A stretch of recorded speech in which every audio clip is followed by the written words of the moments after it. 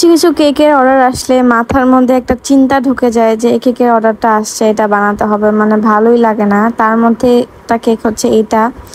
এই কেকটা এ নিয়ে আমি 2বার বানাইছি, বাট এই কেকটা যখন অর্ডার আসে আমার একটু ভালো লাগে না। আমি আসলে চাই যে কাস্টমাররা এই কেকগুলো অর্ডার না করুক, বাট আমার কিছু কাস্টমারের হয়তো এই কেকের ডিজাইনগুলো তাদের ভালো লাগে, এই জন্য তারা অর্ডার করে। কেকটা ছিল প্রচুর ডিপ কালারের, আর ডিপ কালারের কেকগুলো করতে আমার খুবই মায়া লাগে। মনে হয় যে আমি নিজে হাতে আমার কেকের ক্রিমের টেস্টটা নষ্ট করতেছি। মানে দেখেন কি পরিমাণে কালার ইউজ করতে হইতেছে, কারণ কাস্টমার যেই কালার চেয়েছে আমার তো সেই কালারই দিতে হবে। এখানে আমার আর কিছু নেই, যদিও তাদেরকে আমি বারবার বলে দেই যে আপু ডিপ কালারগুলা হয়তো ডেকোরেশনের জন্য ইউজ করতেছি, বাট এইগুলো আপনারা একেবারে অ্যাভয়েড করবেন খাওয়ার জন্য। আমার এই কেকটা ছিল একেবারে ফ্লোরাল কেক, দেখতে যদিও অনেক অনেক বেশি সুন্দর ছিল, কালার কম্বিনেশনটা জাস্ট ওয়াও ছিল। তো ফার্স্টে আমি কি করি, কালারগুলা মিক্স করে একটু ফ্রিজে রেখে দিই যাতে একটু হার্ড হয়ে যায়। তো আমি এখানে ডিপ রেড কালারটা করেছিলাম, হচ্ছে রেড কালার, তার মধ্যে একটু ব্ল্যাক কালার দিয়ে ডিপ রেড কালার এনেছি, এটা আমি ফ্রিজে রেখে দিয়েছি। এরপর আমি পাতা কালার করেছি, পাতা কালারের মধ্যে আমি 3টা কালার দিয়ে পাতা কালার করেছি। তো আমি ফ্রিজ থেকে বের করে নিয়ে আমি গোলাপ বানিয়ে নিতেছিলাম। আমি গোলাপটা রেখেছি একটা কাঁটা চামচ দিয়ে। তো আমি এখানে 2 to 4 নোজেল ইউজ করেছি গোলাপগুলো করার জন্য। আসলে কি একটা হাতের কাজ কিন্তু, মানে প্রথমবার যেমন বানাই দ্বিতীয়বারে কিন্তু সেম টু সেম হয় না। যেহেতু এটা হাতের কাজ তাই একটু ডিফারেন্ট হয়। তারপরও মাশাল্লাহ আগের থেকে এবার এটা একটু বেশি সুন্দর হয়েছে। তো আমি এখানে ফার্স্টে গোলাপ বানিয়েছি, আবার একটু চেরি টাইপের ফ্লাওয়ার, এই ফ্লাওয়ারটার নাম কি জানা নাই। ফার্স্টে চেষ্টা করেছি রেড কালারের যতগুলা ফ্লাওয়ার আছে কেকের মধ্যে সবগুলা ফ্লাওয়ার আমি আগে তৈরি করে নিই, যাতে পরবর্তীতে আমার আর রেড কালার ধরতে না হয়। আমার এখানে অনেকগুলা গোলাপ বানাইতে হয়েছে, আর এই প্রতিটা ক্রিম মানে আমার ভাবতেই কেমন লাগতেছিল যে এই ক্রিমগুলা কি তারা খাবে কি না। তাই আমি অনেকবার, মানে না হলে 10বারের মতো মনে হয় আমি ক্লায়েন্টকে মানা করেছি যে আপু উপরে রেড কালার ক্রিমগুলা আর কি অ্যাভয়েড করেন খাওয়ার জন্য।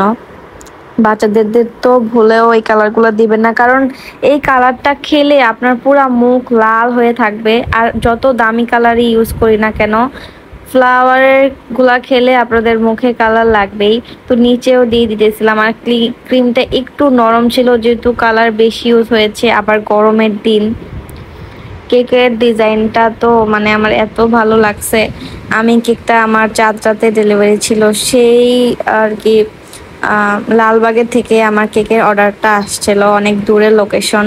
তো আমার আগের রেফারেন্স পিকচারটা আমারই ছিল, তো ওইটার মধ্যে পিঙ্ক কালারের ফ্লাওয়ার ছিল। তো আপু বলেছে পিঙ্কের বদলে তাকে যেন ব্লু করে দিই। ফার্স্টে আমি হালকা ব্লু কালার দিয়েছিলাম, বাট দেখলাম হালকা ব্লু একেবারে বিশ্রী লাগতেছিল, পরে আবার একটু ডিপ করেছি কালারটা। মানে এই কেকটার মধ্যে হালকা কালার মানাইতেছিলই না, সব যেমন ডিপ কালার দিতে হইতেছে। তো ব্লু কালার দিয়ে দেওয়ার পর আমি যে ওই যে পাতা করে রেখেছিলাম পাতা, এটা আমি এখন মানে কেকের মধ্যে চারদিকে পাতা ডিজাইন দিয়ে দিব। আর আমার মনে হইলো যে এই পাতাটা দেওয়ার পর যেমন আমার কেকটা একটা মানে জান ফিরে পেলো, মনে হইতেছে যে একটা তাজা তাজা ভাইব আসতেছে। এতক্ষণ কিন্তু মানে এতটা ভালো লাগেনি যখন নাকি পাতা দিয়েছি, মানে কেকের ডিজাইনের লুকটাই যেমন চেঞ্জ হয়ে গেছে, তাই না?